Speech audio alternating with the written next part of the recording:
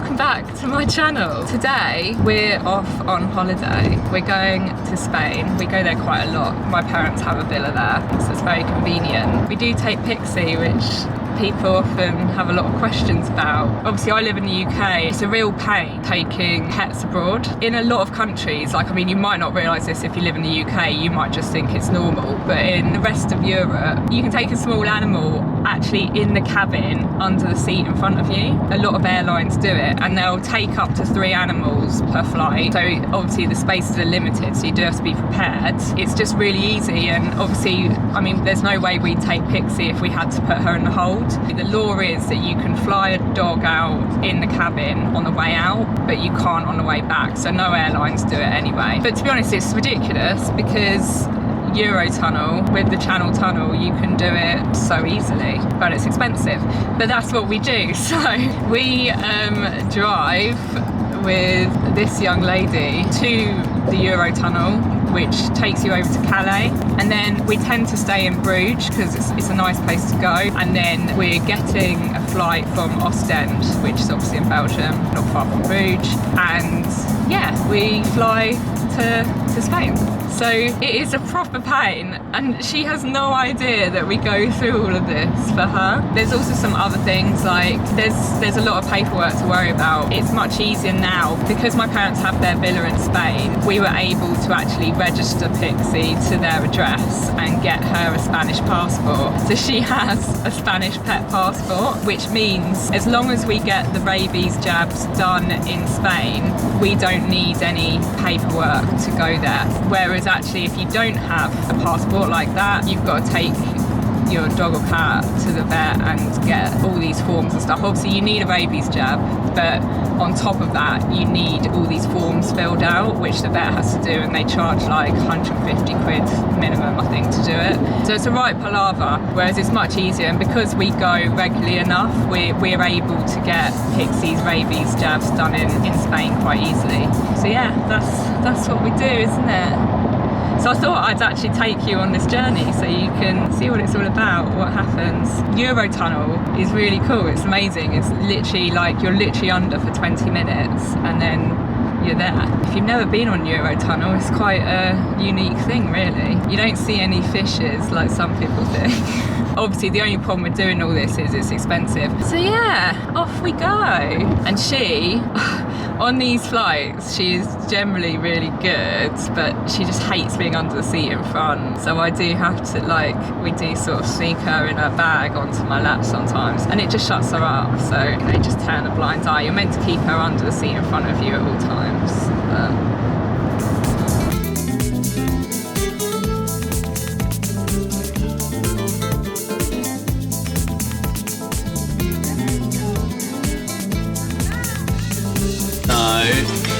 She wants to sit on your lap. That's what has to happen when the car stops. Mr. Jumps has taken one for the team because it's chucking it down. Shit, the car's just locked. Fuck, I'm gonna set off the alarm. I'm gonna have to stay really still. Beautiful day for it. So yeah, what happens at this part, basically, when you take an animal on the Channel Tunnel, I keep calling it Channel Tunnel, that's what it used to be called. It's called Le Shuttle these days.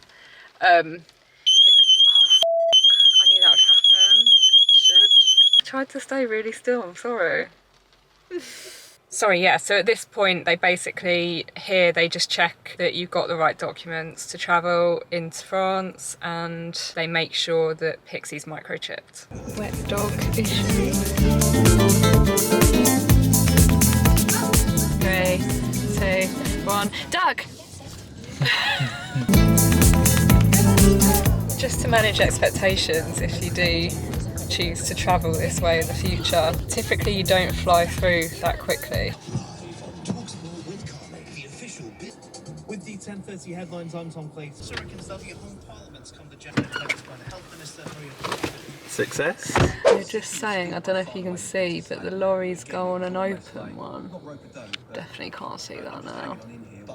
I don't know, you might be able to. Whereas the one for us, it's usually a double decker, isn't it? I presume they all are. A bit grubby, aren't they? Need a wash. We're going up.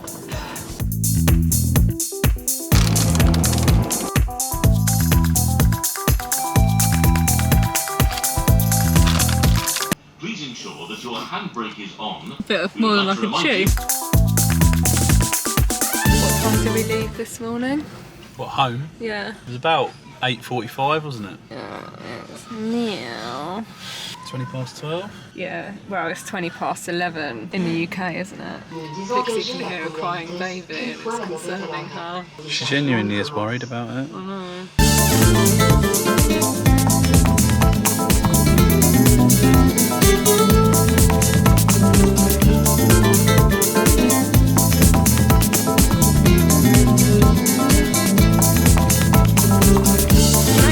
Every time we come to Bruges, it's raining. It's so annoying. But yeah, we're Brits, so we're used to a bit of wet weather. We had a bit of a mare actually, well, a close mare. We stayed in this hotel before, like not that long ago, and it's always been dog friendly. And we got there today, obviously with Pixie, and they were like, oh, we're not dog friendly. And we were like, what? We've stayed with you before. And they were like, oh, we changed it quite recently. But luckily, they were really sweet and they let us off. They said on this occasion, Pixie could stay. But it's a shame because that's quite a handy hotel. It's actually just on the outskirts of Bruges. So you don't have to go into like the city. Is it a city? Yeah, it's a city. Which we do anyway, we're walking in now, but actually going in and parking in the city and then having to, you know, get in and get out quickly for the airport tomorrow is a bit of a pain, which is why that hotel's convenient because it's sort of on the edge of the city. It's all good, we're okay. I mean, we did have a quick look and there were dog-friendly hotels around that we could have booked last minute, but it's much easier that we could stay there. And actually, we're a bit surprised because Bruges is actually really dog-friendly. Like, a lot of the restaurants you go to, a lot of the pubs, like everything, there are a lot of dog-friendly options when it comes to hotels. So yeah, it's funny. It seems a bit backwards actually. I feel like more hotels are becoming dog-friendly these days, not stopping being dog-friendly. But anyway, yeah, we're just walking to go and get some food. We actually ate at this place last time. So yeah, we're going back there because it's really good.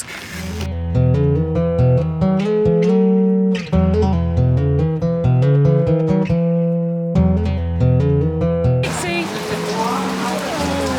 My little drowned rat. It's stopped raining. Woohoo! For how long we don't know, but we've just had a little drink here and then we're going to go for our dinner reservation.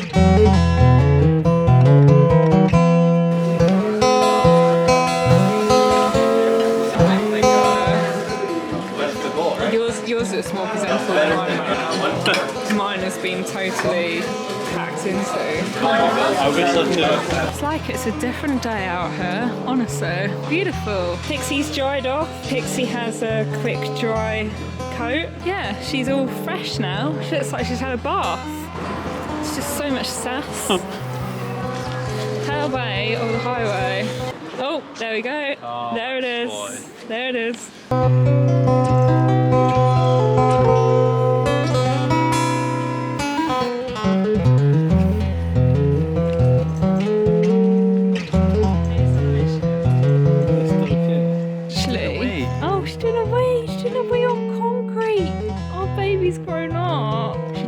Do it on grass, wouldn't she? Pixie, who's a good girl? Morning! We are back on the roads. Nice slow start this morning because our flight isn't till 20 past 1, so we were able to enjoy breakfast. I caught up on sleep. Mr. Jumps went to the gym and now on our way to the airport.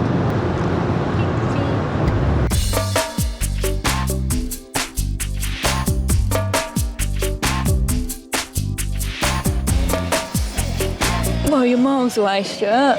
Sorry.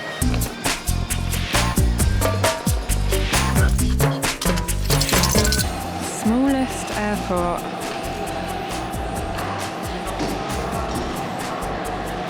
Which, to be honest, makes it so much easier. So when you travel like this, you have to put the dog in a little bag like this, and it's airline approved. You have to look up the airline you're going with. It might change, it might vary per airline. Yeah, obviously the top zips up and then she has a little cover that goes here. She doesn't really like it zipped up, but what she has to do to make it on holiday with us.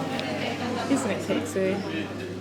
Why does she have to shove herself to this side of the bag? She could literally fit She's right got at the so back. much room. She has to look out though and see where she's going. I've never experienced a plane with 2 columns of 2. It's usually 3s, isn't it, at least?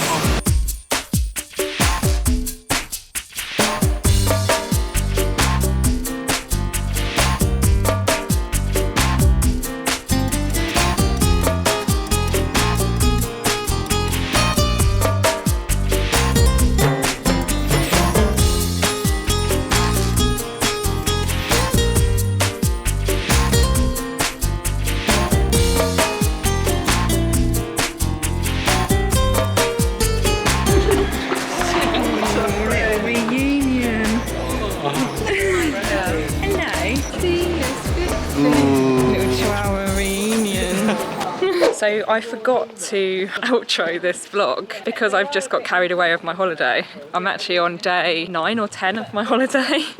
So I'm probably looking a lot more tanned than I was at the start of this vlog. But I just wanted to finish by saying I hope you enjoyed that little insight into how we take Pixie on holiday. We only do it to go to Spain. We don't, and to my parents' villa. Obviously there are a lot of hotels around Europe in some lovely places where they are dog friendly, but you do have to think about how dog friendly they are, whether you can take your dog to restaurants, things like that. And you know, in those situations, would you be happy leaving your dog in the room and stuff? Actually, when we go on holiday to other places, we just pick times when my parents are available to look after Pixie, because they're always our first choice for that. But when we're obviously here in Spain, it's my parents' villa and all the restaurants are very dog friendly, or at least you can sit outside in a covered area and it's absolutely fine. So obviously look into all that stuff before you go taking your dog on holiday. We do just have to take Pixie to the vet to take her back. You have to get the tapeworm treatment, and actually Pixie is due her rabies jab. We have a Spanish pet passport for Pixie and we have to keep the rabies jab up to date in Spain. If you don't have that, you only have to do the tapeworm thing to go back to the UK. And as I say, sometimes we come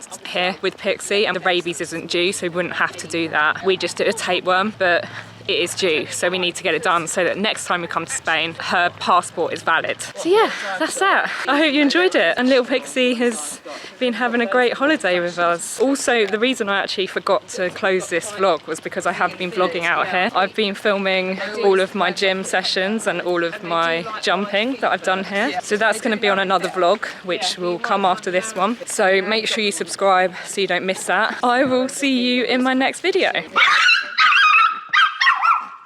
That's a wrap, innit?